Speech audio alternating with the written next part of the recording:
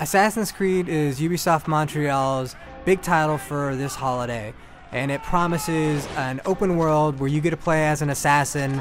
You can choose how you want to kill people. You can kill anyone you want in any of the 3 major cities that they have that are built around historical times during the Crusades. And unfortunately, it doesn't actually live up to most of the promise. And in fact, Assassin's Creed is probably one of the top 5 most disappointing games of all time when you consider its potential. You play as Altair, a member of the Assassins organization. Now this is a real organization, and actually the name for Assassin came from this organization back during the time of the Crusades. And most of the things that you see in Assassin's Creed are based on historical fact. If you look at old pictures of Jerusalem, for example, when you see the city, they actually match up very well. All of the figures that are assassinated in this game are actually historical figures that disappeared around the time that the game took place. They don't necessarily have been killed or died in history, but they did have a disappearance around that time. So it links up very well, and it definitely has a very rich history to it, and fairly accurate in terms of the historical perspective. And that was something that the team really wanted to focus on. But when you get past all the historical accuracy stuff, you really have to get a game that's good. And that's one of the failures of Assassin's Creed. Now, you can actually climb up any surface that you want. You can run around these big giant cities, and that's a lot of fun. You're actually climbing on the architecture. So when you're trying to climb up a building, you're going to see like a little jewel or something like that, an ornament that's sticking out of a wall. That's something that you can grab onto and keep pulling yourself up. So you actually have to act almost like a mountain climber or a rock climber trying to get up to some of the higher points. And then when you get up to these points, which it is a lot of fun to climb, you'll get this view of the entire city, and it's really breathtaking. Unfortunately, then you have to actually go and play the game, and that's where things start to fall apart. Now, in each of these cities, you're going to have different assassination targets. And the assassination targets are these 9 famous people from the Crusades. Now, before you can assassinate a guy, you're going to have to study up on them, which makes sense. You're going to be an assassin. You've got to learn where guards are going to be positioned, the best time and place to assassinate a target. And to do this, you're going to have to go on some really menial quests. The quests are pretty much always the same in every city and for all 9 of the assassination targets.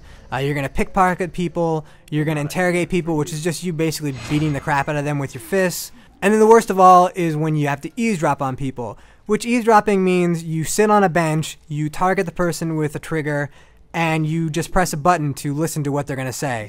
That's it. That's your whole skill, is just sitting on a bench and listening to what they're going to say. Now, it is true that as you progress further in the game, the guards get more and more aware that there's an assassin in the city, so you have to be careful. You can't run around the streets knocking people over, causing trouble. The guards are going to spot you, and they're going to start coming after you. But when they do, it doesn't matter because you're a master of the blade, so once you get a hang of the combat system, you can pretty much take care of every guard in the city, and if not, you can run from rooftop to rooftop trying to hide. And what you see in the top left corner is your stealth meter. When it turns yellow, it means that you're in an area where guards are somewhat aware that there's somebody in the city that shouldn't be in the city. So if you do anything really crazy, like stab somebody out in public, they're going to notice and immediately start chasing you. When it turns red and it starts blinking, it means that guards are aware that there's an assassin a few feet away from them. They're on the lookout for anything. So even if you bump into somebody or you just look nasty at somebody, they're going to come right after you. When you're getting chased, you generally want to get up onto the rooftops. And this is a pretty cool thing where you're just going to be hopping from roof to roof, trying to get away from them. And you want to break their line of sight, and that's by climbing up buildings, moving quickly, getting behind structures, and as soon as the line of sight is broken, your meter on the left goes to yellow, and at that point you want to hide inside a bale of hay and just basically wait until they get tired of looking for you. And it takes, about 10 or 15 seconds before they get tired of it, and then you're free to go about your business. Now, in small spurts, this is kind of cool to pickpocket a guy here or there, or to run up and just assassinate somebody for no reason, just some guy on the street, or to sneak along the rooftops and take out all of the archers. But when you consider that this is all you're going to be doing for 10 to 15 hours of the game, it does get a little bit repetitive, which is unfortunate because the main assassination quests are actually really cool. Though Ubisoft is selling this as a game where you can choose how you want to kill somebody, that's not really how it plays out. You're going to have one specific time in one specific area where you're going to be able to assassinate your main target. And generally you have 2 options, either to run straight in there and fight everybody, or to sneak around the side and try to get a self-assassination and then run away back to the Bureau where you're kind of have your own safety net. And that's where you get your missions, and that's also where you complete your missions. The controls for Assassin's Creed are really inventive.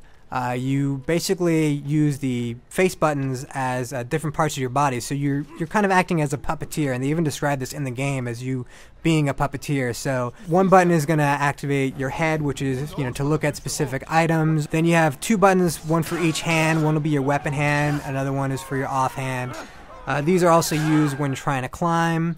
And then you're going to use one button for your legs, and you're basically just going to hold this down to run, to jump, and all of these things that you can do are modified by holding down one of the triggers, so that when you're not holding down the trigger, you're kind of in casual mode.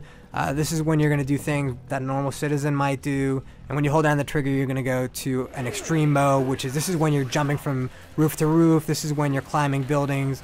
This is when you're basically leaping at guards to stab them in the throat, which looks very cool, but maybe isn't the most practical thing to do in the middle of a crowd. So the controls do take a little bit of time to get used to, but once you get a hang of them, they're actually really fun. It's really simple. In a lot of ways, it feels sort of like a simplified version of maybe what Prince of Persia Next Gen might be, especially when you're jumping around from rooftop to rooftop. Assassin's Creed's biggest issue is really its story. We don't want to spoil anything, but you do play as two characters in Assassin's Creed. We won't tell you who the other character is outside of Altair, but you basically switch between these two characters between every assassination.